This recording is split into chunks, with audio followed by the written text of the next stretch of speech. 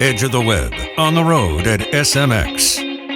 We had a great time at SMX West in San Jose this year. We were able to sit down with some thought leaders in the digital marketing space. Big thanks to Third Door Media, who opened the door for Edge of the Web to be there at the conference. We had a chance to sit and talk with Elizabeth Marsten, friend of the show and presenter at SMX, covering the digital marketplace of Amazon, Walmart, and Google Shopping. So give it a watch and listen. Your weekly digital marketing trends with industry trend-setting guests. You're listening and watching Edge of the Web. Winners of Best Podcast from the Content Marketing Institute for 2017. Here and see more at edgeofthewebradio.com. Now, here's your host, Aaron Sparks. We're here at SMX West 2020, wrapping up the day with Elizabeth Marsten from Tenuity. How about that? What's your title over there? Senior Director, Strategic Marketplace Services. What's that mean? It means that I do a lot with all of the different marketplaces, mostly developing and working with some of our enterprise clients on Amazon. All right. So I appreciate you spending time with us because it's been a long day, and I also know you have a long workshop tomorrow, focused on the digital marketplace, right? Amazon in particular. So it's going to be one of the first Amazon-focused workshops that's not just entry level. Got it. So I wanted to bring around a bit of conversation that I've had recently about the challenge of SEOs in particular, the SEO discipline and skill set, not jumping into the digital space, the advertising space, the marketplace. Something that you just talked about in your last presentation regarding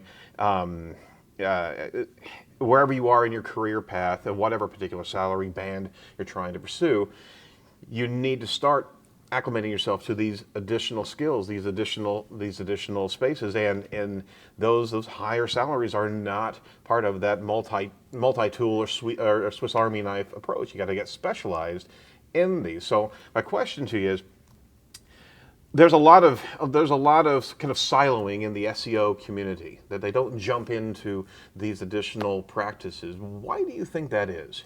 I think part of it has to do with, it's depending on the size of the company and depending on how they're structured. That's those swim lanes, right? And it also has to, there's already a team established there. They're not supposed to, step on toes, that kind of thing. But also, it's how people are comped. So if you're not compensated to cross-channel at all or cross-team, that doesn't usually happen so much. It depends on who's the more ambitious, I guess, of the two that is willing to kind of cross the bridge and make involve the different teams. And then there's just intellectual curiosity. So if the person isn't even that interested, or again, if they're not comped, like they don't get a promotion or a raise or anything that kind of comes with that, then they're gonna stick to what they know.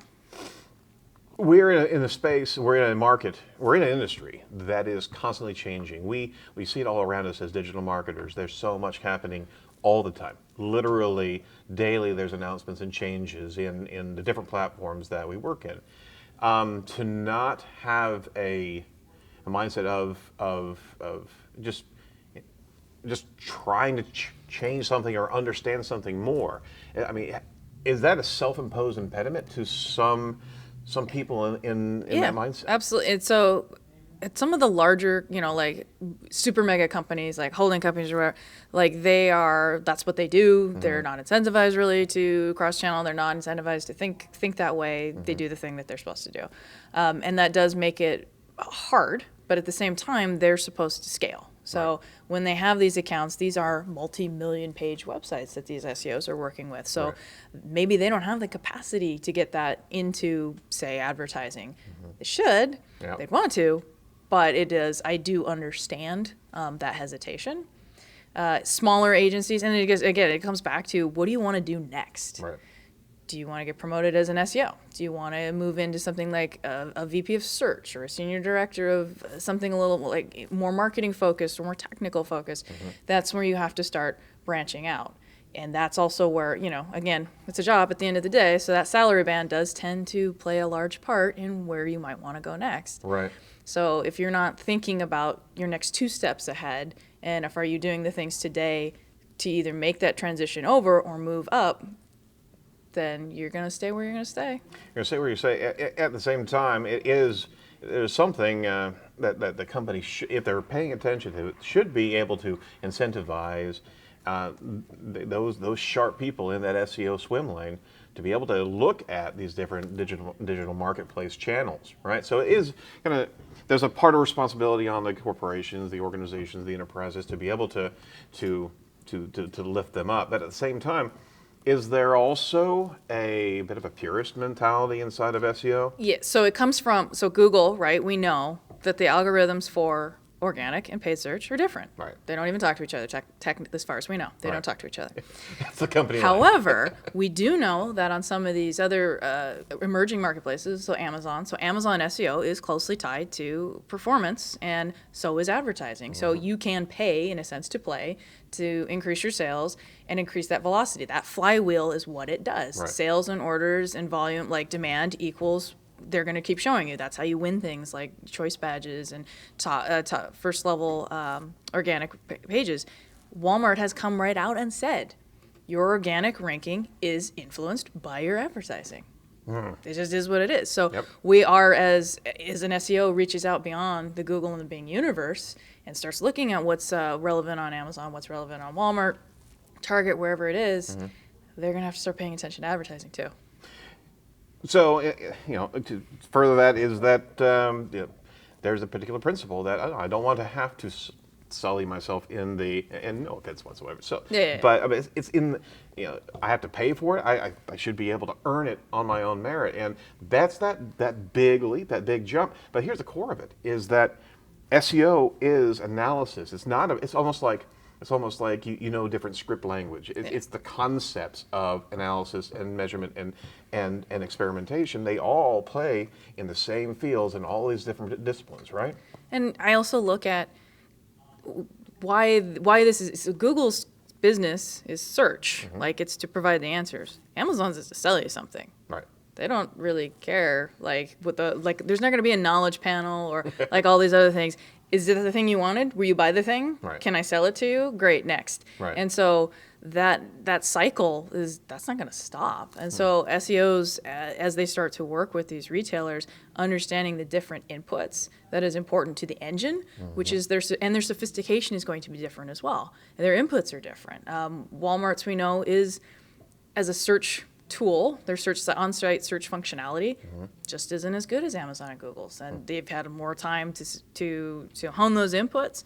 But the other question I have is, is Walmart that incentivized to make more improvements if they can just sell you the advertising to move it forward? So it kind of goes, and then each one of them is going to be different as we go forward. So you can argue in the future, like, what is search? One of the things that I struggle with at Tenuity is we have search, which to you and me means paid search Right. or SEO. But then on the Amazon team, they have search, which also means search on Amazon. So it's very so depending on who you're talking to, you have to clarify search on what. Right. And you have to be. You can't be dogmatic. You can't just stay in one lane. You're going to have to know those particular intents, and it all does get back to consumer intent. Amazon, all the marketplaces are very, very transactional intent. We all understand that search and question search and entity searches, right, are a whole different beast. And if you want to be able to serve your company well, you have to be able to embrace and understand the other side of the fence there. And then the search behavior is different too, right? So Google will have longer queries, Amazon may have shorter. Walmart's kind of interesting because you will see use cases. Like they'll not just be like dog food, it'll be dog food for small dogs. Like there's a very specific problem solution that they're trying to find. And that's why sites like Walmart and Target, if you look at their site nav on the left side, it is more browse behavioral. And that is what Google Shopping or Shopping Actions Google, whichever you want to call it, whatever point in time it was, I worked with them to launch that in a previous role, and that I asked, what's up with these categories? This is weird, and they were saying they wanted it to be more akin to like when you're in a store and you look at the aisle, the lists above the aisles. They wanted to encourage browsing and to keep going and to keep clicking and to keep adding things to your cart. So there's another area of all this that has to do with customer sentiment, as it applies to part of the algorithm flywheel, and on top of that, search. Just entity search, Google search, not the paid search. There has to be an embracement of understanding how to improve customer sentiment. And it also goes into customer service and all the other ramifications of that.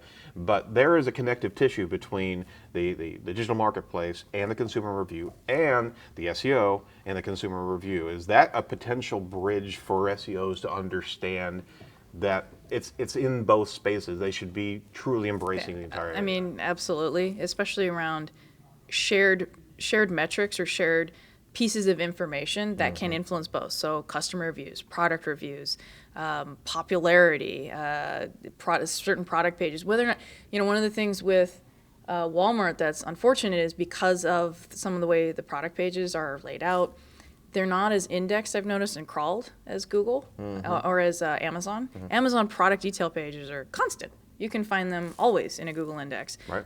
Target's starting to sneak in there as well. So as you go to update product content, understanding how many other places it can permeate, it becomes actually quite relevant to an SEO. Absolutely. And those associated, or those affiliated or customer reviews at each and every one of those different And spaces. if you're a brand and you put the brand name in, are you competing with yourself? So you've got your e-com site, you've got your Target page, your Amazon page, your Walmart page, your Wikipedia page, whatever it is. Like, how do you want that to lay out for the customer?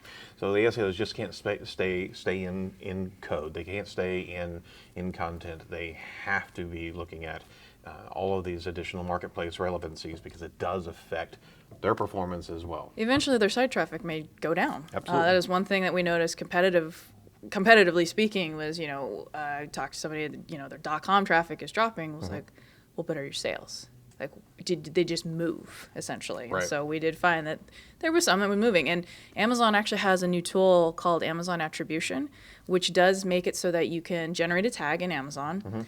And let's say that you don't have an e-com site. Like, you have a site, but it's not e-com ready, and you want to direct traffic to your Amazon detail product pages. Right. You can tag, and then you can start to see what you're, in a sense, or a Google search, you can see what your leak is, essentially, from when someone started a Google search to when they completed it on Amazon. So it is in beta now. It was primarily for first-party and vendors. They are letting some third parties in.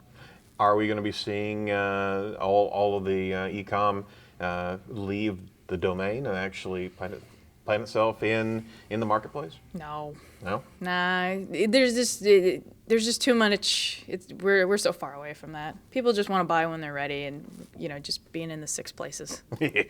All right. It's exhausting, but yeah. I appreciate your thoughts there. I mean, it has been a concern, and I've had a number of conversations that we want to be able to see SEOs use their well-honed disciplines, a well-honed analysis, and be able to benefit the digital marketplace. I still find that there's a very real benefit and need for a .com. I mean, that's your space. That's your brand voice. That's where you get to put unique things, content, launches, any kind of celebrity endorse, whatever it is. Right. Like, that's your space, and you should own it. And that is how you should connect to your customers. And that way, if they buy it, it doesn't matter where they buy it from. Absolutely. Just own the brand there. Don't just be on the shelf. All right. Last thoughts for the digital advertiser that's out there and wants to jump into the digital marketplace. Guidance. What would you give them as the first steps? So, like, it's from an SEO or just in general? A digital advertiser collectively. Well, I would say that obviously if you're not familiar with Google Shopping, you should take the certification part of that. There is a shopping certification that you can go through and get a pretty good idea of how it works, like nuts and bolts. I recommend that, or like the Amazon accreditation as well, because then at least you learn the names of the things, which they change, I swear, every two quarters. However, the most relevant is in there.